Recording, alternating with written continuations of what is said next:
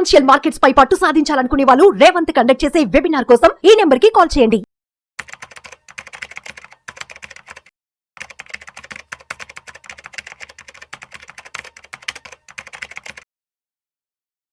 నమస్తే, నేను మీ రేవంత్ చలమల.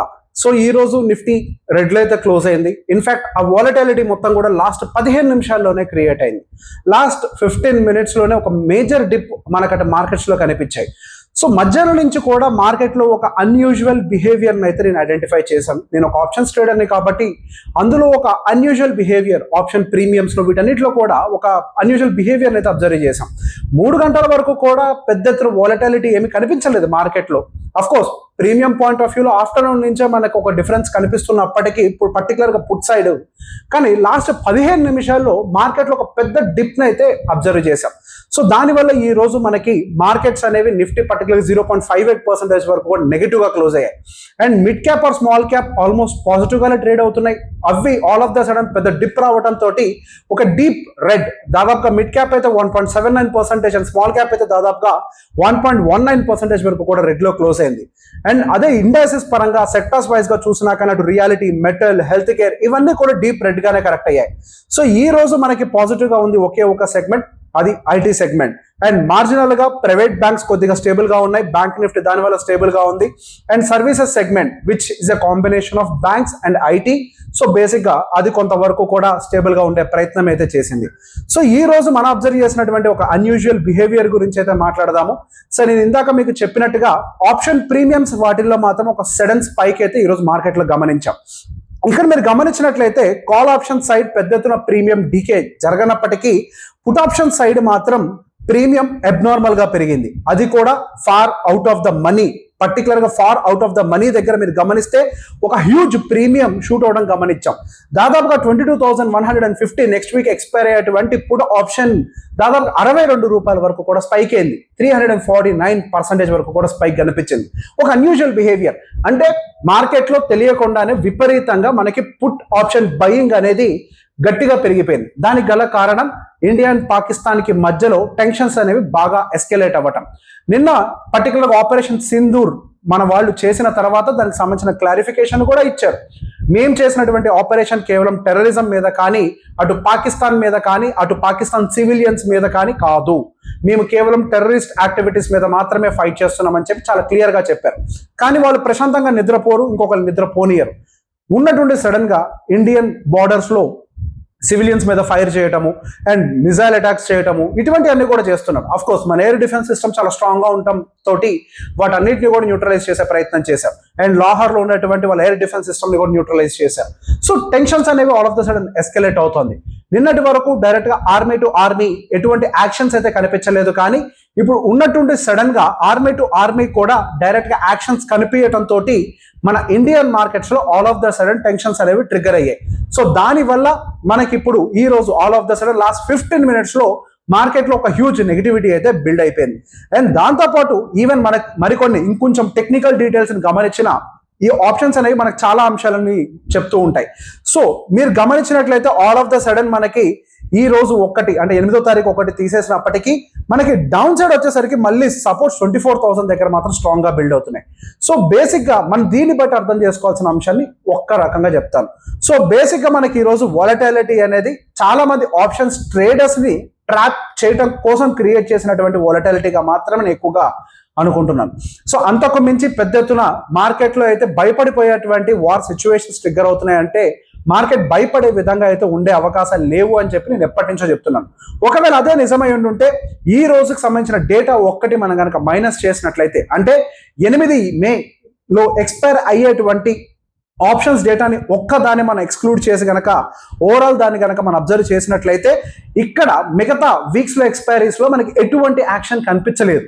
కేవలం మనకి ఒక ఇంట్రాడే వాలటాలిటీ లాస్ట్ 15 నిమిషాల్లో బిల్డ్ చేసి చాలా మంది ఆప్షన్స్ ట్రేడర్స్ ని ట్రాప్ చేసే విధంగా మాత్రమే బిల్డ్ చేసి ఉండొచ్చు.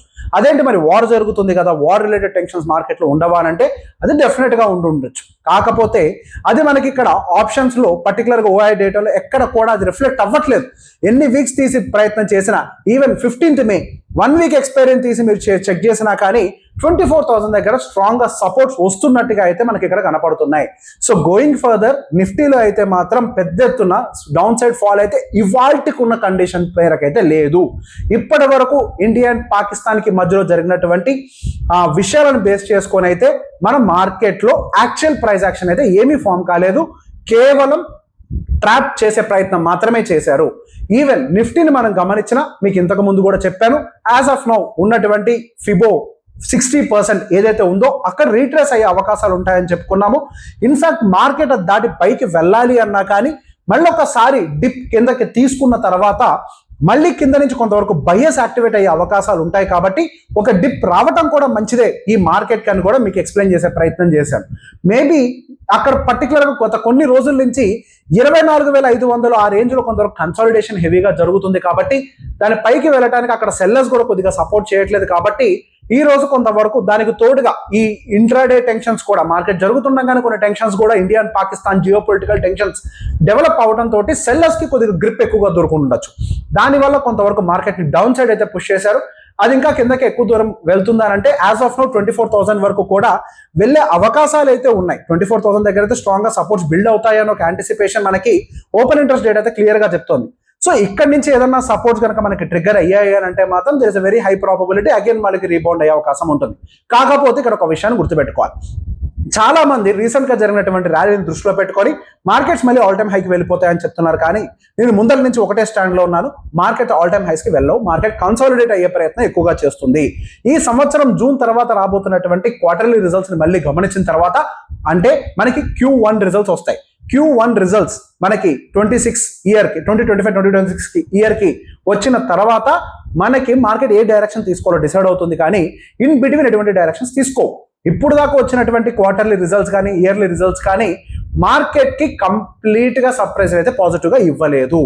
అవి మిక్స్డ్ గానే వస్తున్నాయి. సో మరి కొంత సమయం కూడా ఉంది. ఈవెన్ మనకి అంటే ఎకనామిక్ యాక్టివిటీ పరంగా చూసినా కానీ ఇప్పుడిప్పుడే డబ్బుల్ని మార్కెట్లోకి లిక్విడిటీ పంపింగ్ చేసే ప్రయత్నం చేస్తున్నారు. ఇదంతా యాక్షన్ లోకి కనిపించడానికి కూడా మరి కొంత సమయం పడుతుంది. సో గోయింగ్ ఫర్దర్ మేబీ మార్కెట్లో ఏమైనా బులిష్నెస్ రావచ్చేమో కానీ బట్ ఇప్పటికైతే మరి కొన్ని 2 or 3 months వరకు కూడా పెద్ద ఎత్తున మార్కెట్లో బులిష్నెస్ యాంటిసిపేట్ చేయడానికి అయితే లేదు. మార్కెట్లో ప్రాపర్ ప్రైస్ యాక్షన్స్ తోటి మార్కెట్ కన్సాలిడేట్ అవుతూ అక్కడక్కడ రొటేట్ అయ్యే అవకాశాలు ఎక్కువగా ఉంటాయి. కాకపోతే ఒకే ఒక కన్సర్న్ ఏంటంటే మనకి వాలటాలిటీ క్రియేట్ అవుతుంది. అంటే సడన్ గా పైకి రావడంతో ఈవెన్ ఇన్వెస్టర్స్ కూడా అరే మార్కెట్ మళ్ళీ మనకు ఆపర్చునిటీ ఇవ్వదేమో, ఇక్కడ కొనేద్దామో ఏమని చెప్పేసి డ్రాప్ అయిపోయే వాళ్ళు ఉంటారు. లేదు మార్కెట్ కిందకి పడేటప్పుడేమో అయ్యో ఇంకా కిందకి పడిపోతుంది అసలుకి ఇండియా పాకిస్తాన్ వారేమో అని చెప్పేసి అక్కడ ఆపర్చునిటీస్ మిస్ అవుతూ ఉంటారు. సో వీటన్నిటిని పక్కకు పెట్టి మనం రెగ్యులర్ ఇంటర్వెల్స్ లో మనం కనుక అక్యుములేట్ చేయగలిగితే ప్రాపర్ గా మనం రిటర్న్స్ తీసుకోవడానికి అయితే ప్రాబబిలిటీ ఉంటుంది. సో ఈ రోజు మనకి ఏ స్టాక్స్ మనకి మార్కెట్ లో ఎటువంటి కాంట్రిబ్యూషన్ ఇచ్చిందని గమనిస్తే ప్రైవేట్ బ్యాంకింగ్ సెగ్మెంట్ ఈ రోజు ఓవరాల్ గా కరెక్షన్ తక్కువగా జరిగినప్పటికీ ఆ తక్కువ కరెక్షన్ కూడా ట్రిగర్ చేసింది HDFC బ్యాంక్. దాదాపుగా 29 పాయింట్స్ మనకి one of the largest loser గా అయితే కనిపించింది. So axis bank, Kotak bank కొంతవరకు సపోర్ట్ అయితే చేశాయి. బట్ స్టిల్ మనకి HDFC బ్యాంక్ నెగిటివ్ లో ఉండడంతో ఈవెన్ నిఫ్టీలో కూడా ఒక పెద్ద ఎత్తున వాలటాలిటీ అయితే క్రియేట్ చేసి ఉండొచ్చు. So going further again market down side consolidation కొంతవరకు ఎక్కువగానే యాంటిసిపేట్ చేస్తున్నాం. సో మళ్ళీ ఇంకొక అనాలిసిస్ తోటి మిమ్మల్ని కలుసుకునే ప్రయత్నం చేస్తాను. Thank you very much.